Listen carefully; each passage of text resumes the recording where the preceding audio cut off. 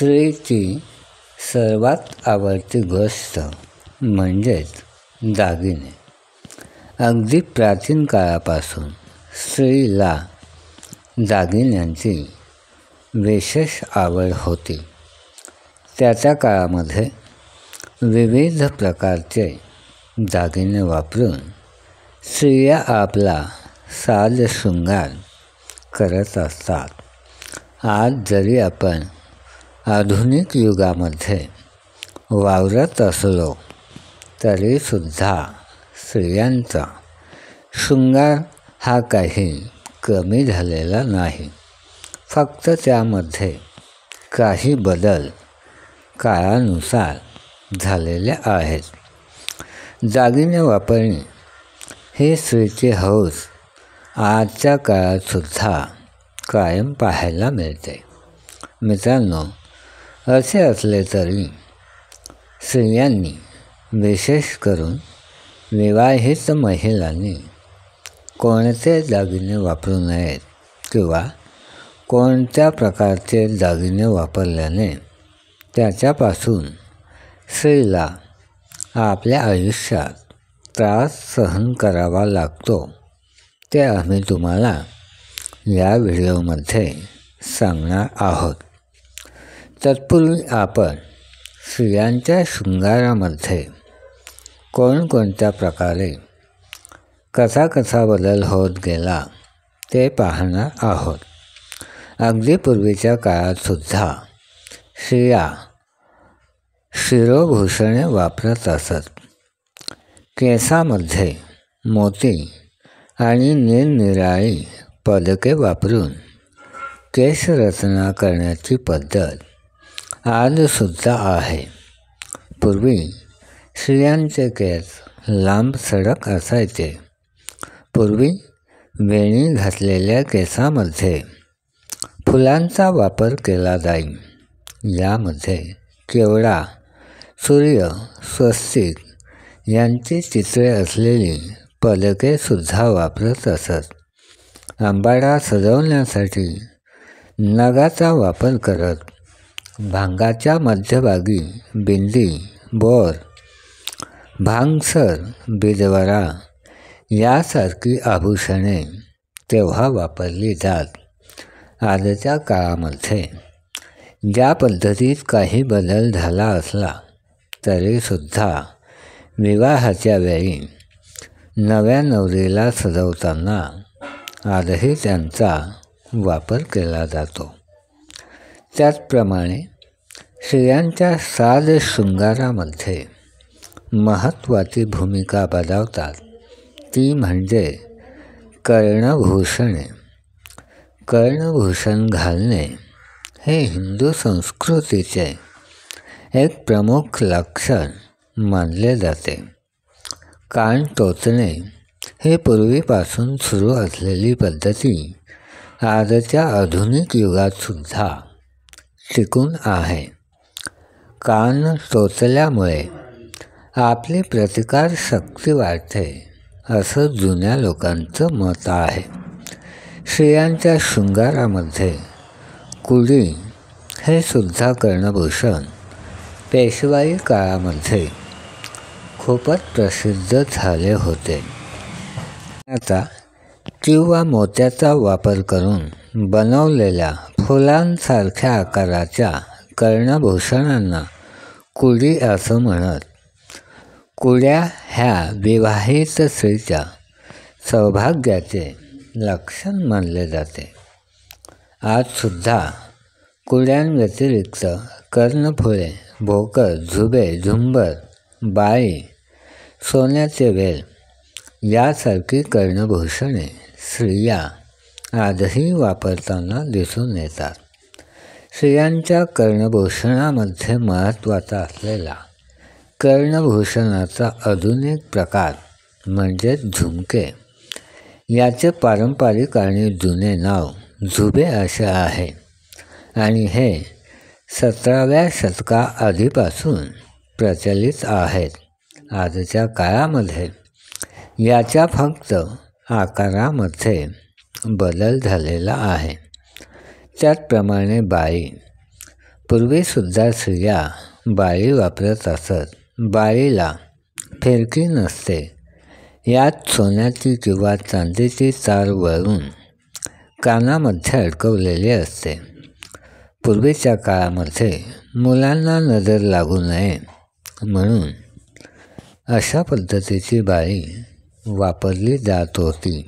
आज तरुण मुले फॅशन म्हणून या बाळीचा कानामध्ये वापर करताना दिसून येतात. त्याचप्रमाणे कर्णभूषणातील अजून एक महत्त्वाचा प्रकार म्हणजेच वेल. हा मोत्याचा किंवा सोन्याचा सर असतो आणि तो कानामधून केसात अडकवतात. तसेच मोठमोठी व जड कर्णभूषणे घालून कानाची पाळी ओघळू नये म्हणून कानामध्ये साखळी अडकवण्याची ही एक विशिष्ट पद्धत असते. इतक्या वर्षानंतर आजच्या आधुनिक काळातसुद्धा कानामध्ये घालायचे वेल अजूनही टिकून आहेत आणि हे वेल सोन्याचे वापरले जातात. त्याचप्रमाणे पूर्वीच्या काळी बुगडी नावाचा कर्ण आभूषणाचा एक प्रकार होता. कानाच्या खालच्या पाळीबरोबरच कानाच्या वरच्या कडेच्या पाळीवर बुगडी घातली जाते आणि ही मोत्यापासून बनवलेली असते.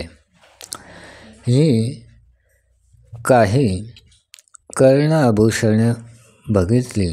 त्याचबरोबर स्त्रीच्या साज शृंगारातील दुसरा एक प्रकार म्हणजेच बाहुभूषणे पूर्वीच्या काळामध्ये वापरली जात होती. बाहुभूषणामध्ये केवळ हाताचा विचार केला तरी त्यात आपण 3 ठिकाणी दागिने घालू शकत होतो. दंडात, मनगटावर आणि बोटावर. आजच्या जमान्यात हे सारे दागिने फार मोजक्या संख्येने दिसून येतात.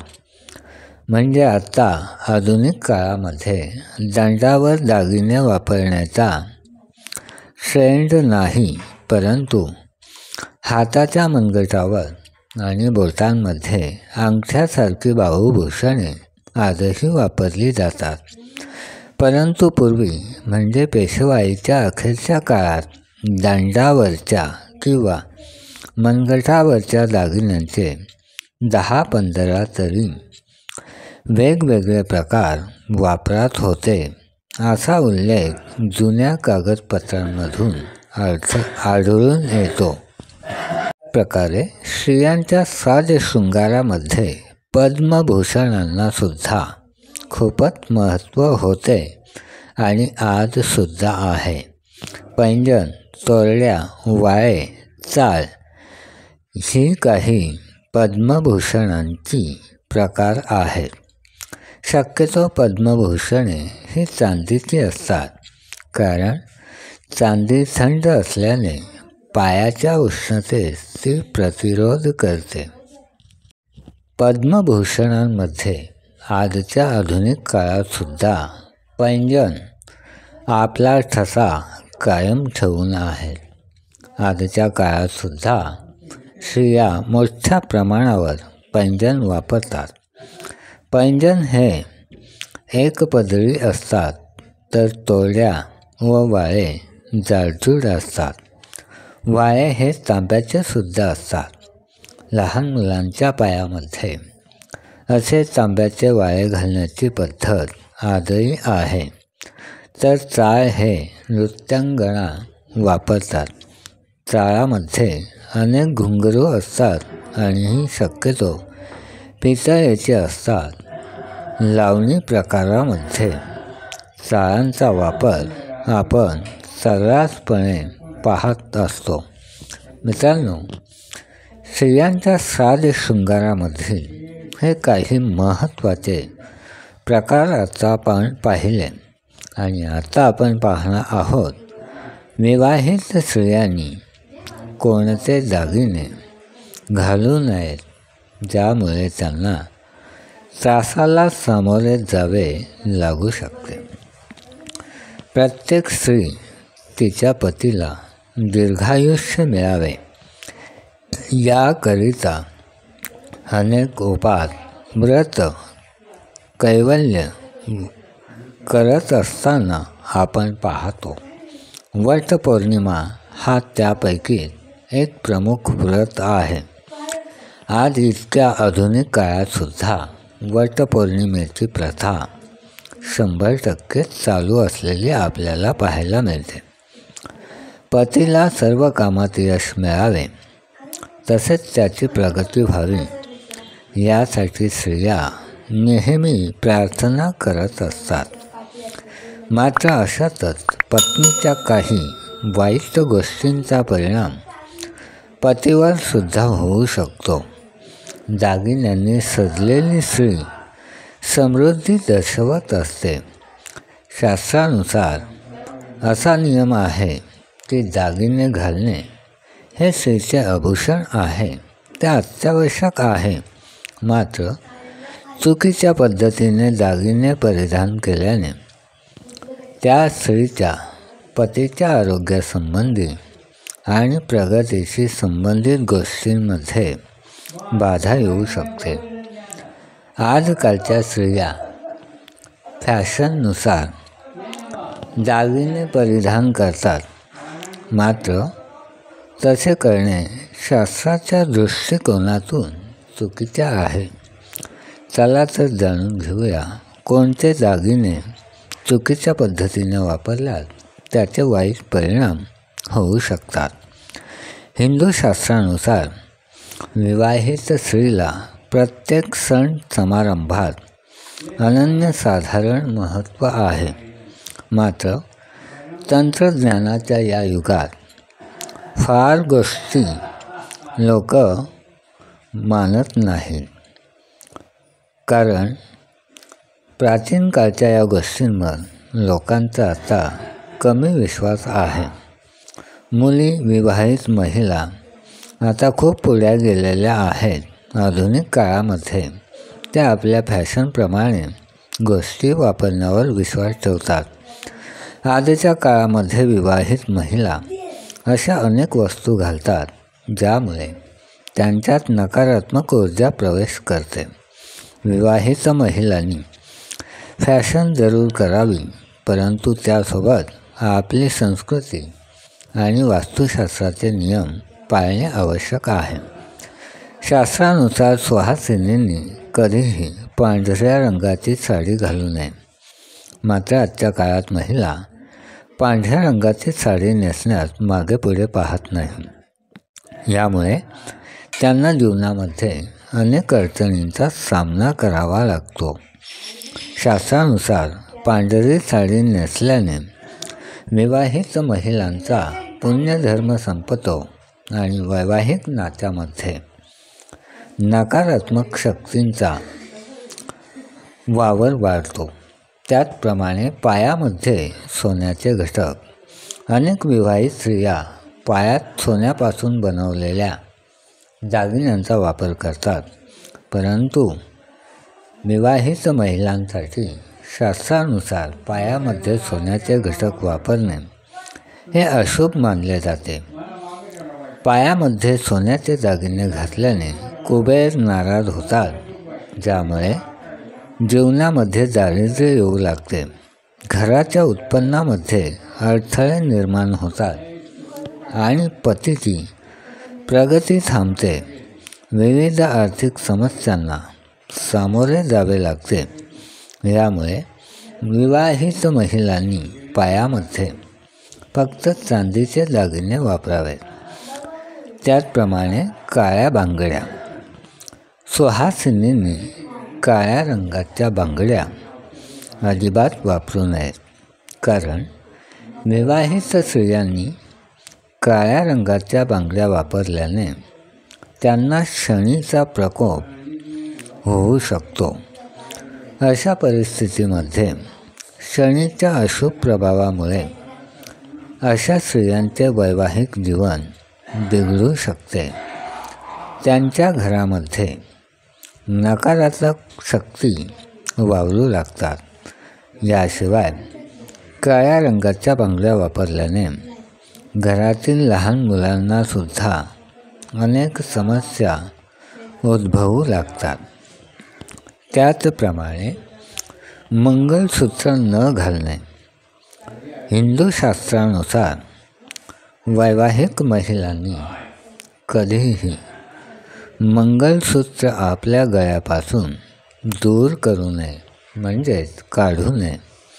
ही गोष्ट शास्त्रानुसार सर्वात वाईट मानली जाते, कारण हिंदू धर्मशास्त्रात फक्त विधवा महिला मंगळसूत्र वापरू शकत नाहीत. मात्र विवाहित स्त्रियांनी मंगळसूत्र हे वापरलेच पाहिजे, अन्यथा पतीच्या आयुष्यामध्ये वाईट घटनांची मालिका सुरू होऊ शकते.